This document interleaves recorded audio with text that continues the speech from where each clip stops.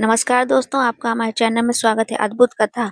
जब माता पार्वती ने लिया करुणा का रूप और भोलेनाथ ने रचा चमत्कार, हिमालय की पवित्र गोद में कैलाश पर्वत पर, जहाँ शांति स्वयं ध्यान में लीन रहती है और जहाँ हर कण में शिवत्व की झनकार सुनाई देती है, वही निवास करते हैं भगवान शिव और माता पार्वती। दोनों के देव महादेव और जगत जननी पार्वती का जीवन केवल वैराग्य और तपस्या का प्रतीक ही नहीं, बल्कि प्रेम, करुणा और चमत्कारों की अनंत गाथा भी है। यह कथा उसी दिव्य प्रेम और एक अद्भुत लीला की है, जिसे सुनकर मन श्रद्धा से भर जाता है। गांव की पुकार। एक बार पृथ्वी लोक पर हिमालय के पास एक छोटा सा गांव था, शांत, सरल और भोले लोगों के निवास। परंतु उस वर्ष गांव में भयंकर संकट आ पड़ा। वर्षा नहीं हुई, नदियां सूख गईं, खेत बंजर हो गए और लोगों के घरों में अन्न का एक दाना भी न बचा। गांव के लोग शिव के अनन्य भक्त थे। हर सुबह वे शिवलिंग पर जल चढ़ाते थे, ओम नमः शिवाय का जाप करते थे और भोलेनाथ से कृपा की प्रार्थना करते थे। परंतु समय बीतता गया और संकट बढ़ता गया। एक दिन गांव की एक वृद्धा रोते हुए बोली, हे भोलेनाथ, क्या हमारी भक्ति में कमी रह गई? क्या आपने हमें भूल दिया? उनकी करुण पुकार कैलाश तक पहुंच गई। माता पार्वती का करुणा भाव। माता पार्वती ने जब भक्तों की वेदना सुनी तो उनका हृदय करुणा से भर उठा।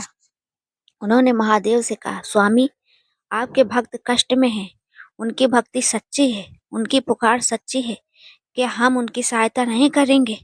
महादेव ने शांत स्वर में कहा, देवी, संसार कर्मों का बंधन है, परंतु जहाँ सच्ची भक्ति होती है वहाँ शिव स्वयं प्रकट होते हैं। माता मुस्कुराई, तो चलिए आज हम उनके बीच चलते हैं, परंतु देव रूप में नहीं, साधारण मनुष्य बनकर। महादेव सहमत हो गए। परीक्षा की लीला। शिव और पार्वती साधु साध्वी का रूप धारण कर गांव पहुंचे। गांव में भूख, दुख और निराशा का साया था। लोग कमजोर हो चुके थे, परंतु फिर भी मंदिर में दीपक जल रहा था। साधु रूप में शिव ने गांव वालों से कहा, क्या कोई हमें थोड़ा जल दे सकता है? हम बहुत दूर से आए हैं। गांव में पानी की एक बूंद भी दुर्लभ थी, परंतु एक गरीब किसान अपनी पत्नी के साथ आगे आया। उसने अपनी मटकी का अंतिम जल उन साधुओं को दे दिया। माता पार्वती की आंखें भर आईं। उन्होंने किसान से पूछा, तुम्हारे पास तो कुछ भी नहीं, फिर भी तुमने हमें अपना सब कुछ दे दिया। किसान बोला, माता, अतिथि देवता होते हैं और शिव सब देख रहे हैं। चमत्कार की शुरुआत। महादेव मुस्कुराए। उन्होंने अपनी जटा से एक बूंद जल गिराई। वह बूंद धरती पर गिरते ही एक छोटी धारा बन गई। देखते ही देखते वह धारा नदी बन गई।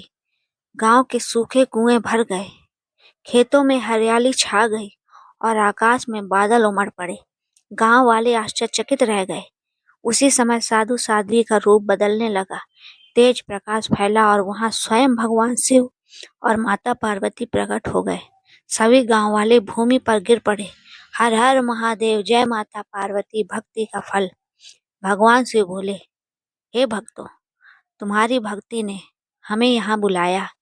याद रखो, सच्चा प्रेम और निस्वार्थ भाव ही सबसे बड़ा तप है। माता पार्वती ने उस किसान को आशीर्वाद दिया, तुम्हारे घर कभी अन्न की कमी नहीं होगी, तुम्हारे वंश में सदा सुख और समृद्धि रहेगी।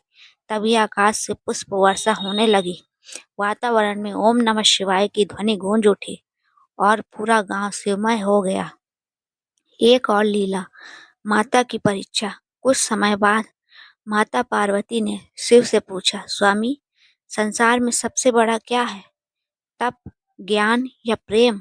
महादेव मुस्कुराए, देवी, इसका उत्तर तुम स्वयं खोजो।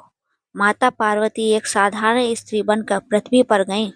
उन्होंने देखा, एक माँ अपने भूखे बच्चे को स्वयं भूखी रहकर खिला रही थी, एक पत्नी अपने बीमार पति की सेवा कर रही थी और एक भक्त बिना कुछ मांगे केवल प्रेम से भगवान को याद कर रहा था।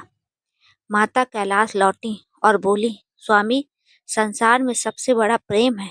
महादेव ने कहा, हाँ देवी, प्रेम ही शिव है, प्रेम ही शक्ति है। गणेश और कार्तिकेय का रहस्य। एक दिन गणेश और कार्तिकेय में विवाद हुआ, कौन श्रेष्ठ है। शिव ने कहा, जो पूरी पृथ्वी का 3 बार चक्कर लगाकर पहले आएगा वही श्रेष्ठ है। कार्तिकेय अपने मयूर पर बैठकर निकल पड़े। गणेश जी ने माता पिता के 3 चक्कर लगाए और बोले, मेरे लिए आप ही संपूर्ण ब्रह्मांड है। शिव और पार्वती प्रसन्न हो गए। उन्होंने गणेश को प्रथम पूज्य बना दिया। माता पार्वती बोली, जो माता पिता का सम्मान करता है उसे संसार में सबसे ऊंचा स्थान मिलता है। अंतिम संदेश। समय बीतता गया, परंतु शिव और पार्वती की यह लीला संसार को एक संदेश दे गई। सच्ची भक्ति कभी व्यर्थ नहीं जाती। निस्वार्थ प्रेम सबसे बड़ा तप है। करुणा ही देवी का सच्चा रूप है, और जहाँ प्रेम और विश्वास है वहीं शिव और शक्ति का वास है। आज भी कहा जाता है, जब कोई सच्चे मन से ओम नमः शिवाय का जाप करता है तो कैलाश पर बैठे भोलेनाथ मुस्कुराते हैं और माता पार्वती अपने भक्तों पर करुणा बरसाती हैं। हर हर महादेव। जय माता पार्वती। दोस्तों, अगर कथा पसंद आए तो please like subscribe my channel. अद्भुत कहानी।